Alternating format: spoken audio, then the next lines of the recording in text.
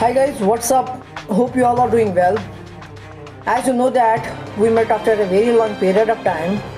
So I today again welcome you in my today's video as well as in my channel namely Knowledge World.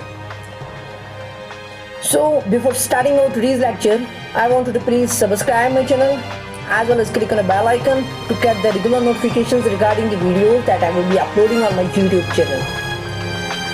So let's start our tutorial. Before starting our tutorial, let us know the theme of the topic. The theme of today's topic is landforms of the earth.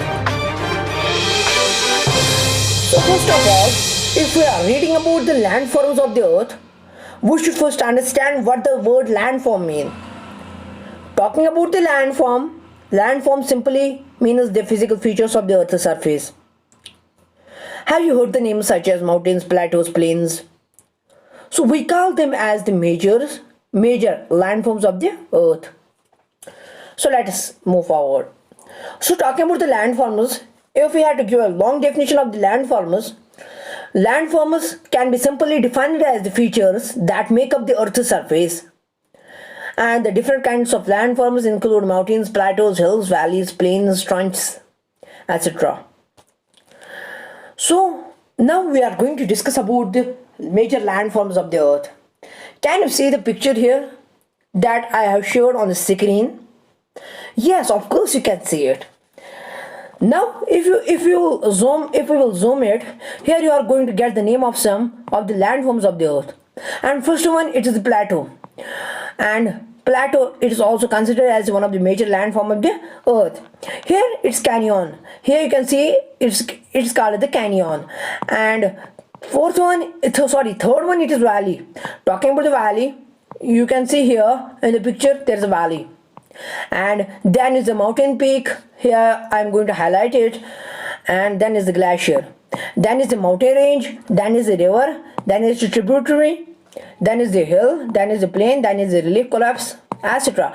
So these are all considered as the major landforms of the earth. So as you have already seen them in your day-to-day life, so let us proceed. So talking about the landforms, now the question arises here that how are these landforms formed? If we will go beyond the topic, so the surface of the earth constantly moves or constantly undergoes some changes, and these changes cause the various forces. You know what? The incredible heat inside the earth's surface, it leads to the internal force. First of all, let us discuss the two forces that are caused under the earth's surface constantly. The forces are of two types, and these are internal and the external forces or processes. So first of all, we will discuss about the internal processes. As the name suggests, internal processes, these processes are simply the processes that occur inside the surface of the earth. That means they lie beneath the crust. Example, volcanoes erupt, and this is known as volcanic eruption. So this is also the example of the internal process. And these occur because of the intense heat, means that incredible heat inside the earth's core, which causes the molten rock in the material to move. As a result, creating uneven movement on the surface of the earth, they cause the uneven movement on the surface of the earth. And these forces are responsible for uplifting or sinking of the earth's surface at several parts. Here I have written the simple definition that forces that act or forces acting from within the earth's surface that lead the sudden change on the face of the earth. This is known as the internal forces. The another name of the internal forces is tectonic forces, or we can also call them as endogenetic forces. I request you to keep the pen and rough in front of you so that you can note all the important points that I will be talking in the lecture. So the major internal processes are earthquake, volcanoes, and landslides. So let's talk about the another topic. So here you can see the endogenetic and exogenetic forces. Exogenetic means external, okay? Let's talk about the external forces now. Okay, So first of all, talking about the external forces, external processes are simply or forces means effects that are caused by the external factors such as rain, wind, sea waves, and melting of glaciers. And these cause erosion and deposition. Erosion and deposition are the natural processes that change the surface of the earth. Erosion is a process in which the sediments get deposited or dropped off in a different location. And the erosion results in lowering of the earth's surface. And the sediments are nothing but the materials on the earth's surface such as soil and rocks. They erode, and this eroded material is deposited elsewhere. Deposition results in rebuilding of the earth's surface, whereas both erosion and deposition are known as the gravitational forces or external forces. Here I have made a chart. You can see it. So first of all, on the top I have written the earth movements, and there are two types of movements: endogenetic, as I already told you that this is internal forces, and exogenetic, this is known as external processes. This is also known as gravitational processes. So these are mainly the erosion and the deposition that cause the external forces. Okay, so let's proceed. So now we are going to talk about the tectonic forces. As I already told you that tectonic forces means the external forces. Okay, tectonic forces are also known as the internal forces. Here you can see the subduction zone here, this astrosphere, and in this astrosphere there is the sudden pressure that causes the earth's surface to bend, and that helps in the formation of the mountain. So talking about the tectonic forces are also known as the internal forces. That means that they occur inside the earth's surface. So if we will talk about the plate tectonics are usually of two types. Means that it is convergent subduction and convergent collision. First of all, we are going to discuss about the convergent subduction.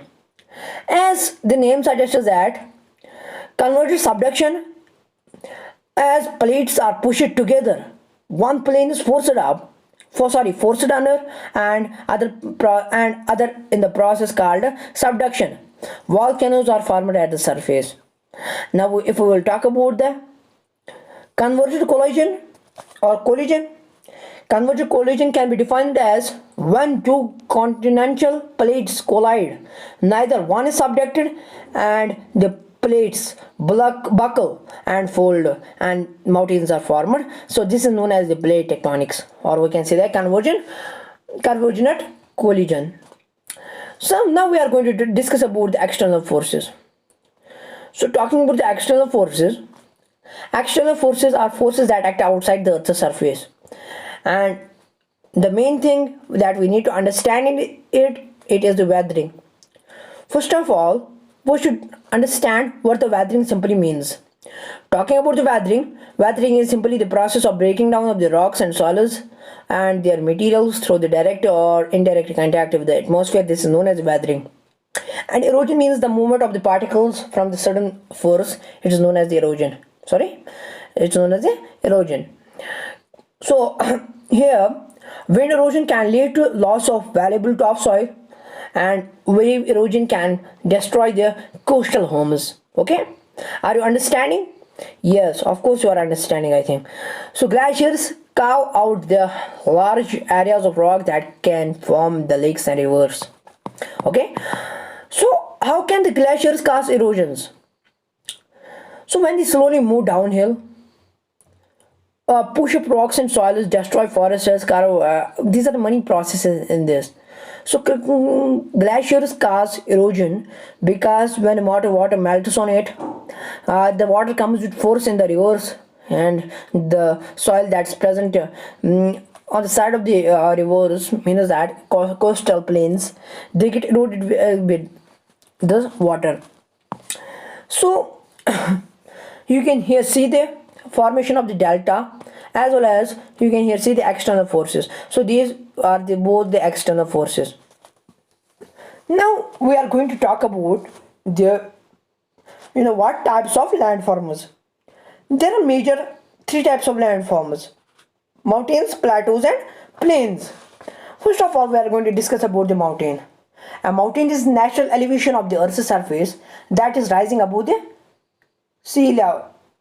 That's above the sea level means that it is rising above the surroundings. And mountains have narrow summits and broad bases. They are found both on the land and on the ocean floor. Mountains are of different types. Some of them are very high and some of them are relatively short. So some have pointed peaks, whereas some have rounded tops. Some have steep slopes and some have gentle slopes. The higher reaches, the higher reaches of the mountain can be very cold, and the higher altitude, the lower will be the temperature. The range is in the line of the mountains. It is known as the mountain range. The Himalayas in Asia and Alps in Europe, and the Andes in I forgot that. Oh yes, I remembered it. It is South America. Are the examples of the mountain ranges. So, first of all, we are going to discuss about the block mountain. Talking about the block mountain, when two fault lines, or we can say that when two faults are formed alongside each other, large areas get displaced vertically along the two fault lines. So this causes the formation of the block mountains, and the land between the fault lines either subsides, means that it falls, or rises, means that it gets uplifted. The uplifted part of the land is called the host or the block mountain, and the subsided part is called the graben or the rift valley. Sometimes the rivers may flow through the rift valleys, example river Narmada, many other rivers, and the Risen Valley is a rift valley, and the Vosges mountain in the Europe is the block mountain. So here I am going to show you some pictures that are related to the block mountains. Here you can see that the two fault lines alongside each other, they have got displaced vertically along the two fault lines, and the land between them, between the two fault lines either subsided, means that it got lowered. You can see here sometimes some places it got in the lower manner, and other places it is high.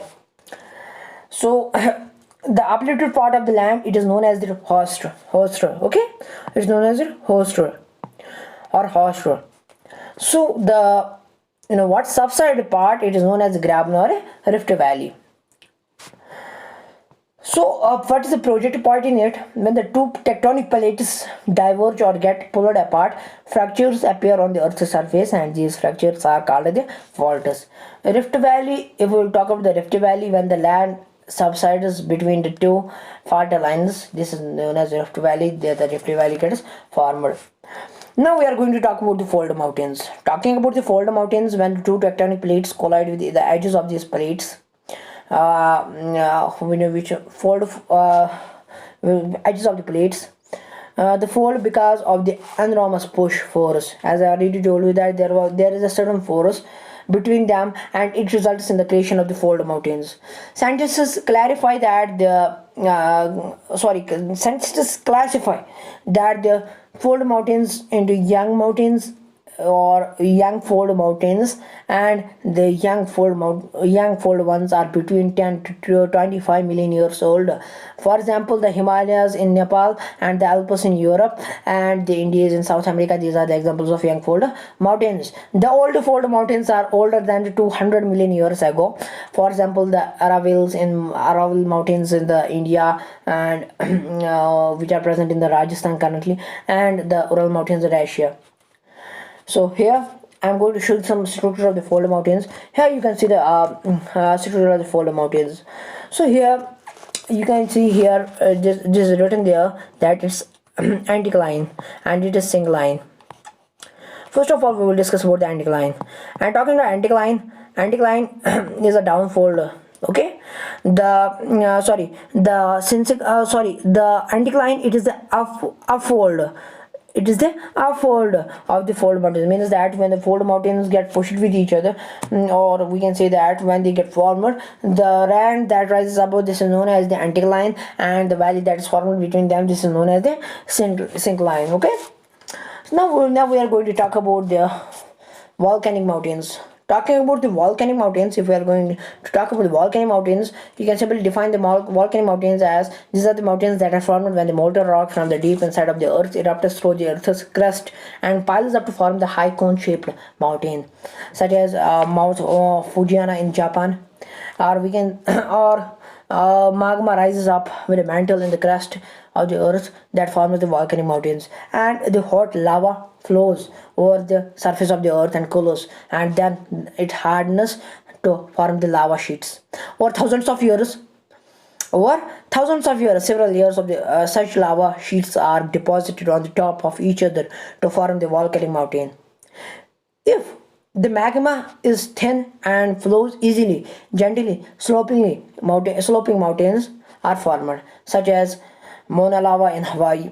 And however, if the lava is thick and at that time, what happens is the mountain formed are cone shaped with the steepy sloping sides. Examples, we will give example of Mount Fuji, which is in Japan, and Mount Kilimanjaro, which is in Africa. So now we are going to discuss about the importance of mountains. Here, first of all, I will show you the structure of the volcanic mountains. Here you can see the structure of the volcanic mountains, how the magma gets risen up from the earth's crust, okay? And here it gets out. So now we are going to discuss about the importance of the mountains. Talking about the importance of the mountains, the mountain ranges are the storehouses of the water, and many rivers have their own origins of these mountains. And in fact, the glaciers of these landforms are also source of these rivers. Mountains are generally untouched by the civilizations, and thus they have the specific amount of plants and animals, or we can say the specific population of plants and animals in them. They are also inhabit and a rich variety of flora and fauna are present in them. They also support the supporting activities such as rock climbing, hand gliding, river rafting. River rafting, yes, and skiing, etc. These all occur in the mountains. So people took a very joy of these mountains. So I hope you understood the lecture in a very effective way and a very proper way. So I want you to please subscribe my channel as well as click on a bell icon to get the regular notifications regarding the videos that I will be uploading. Thank you for watching the video. Have a nice day.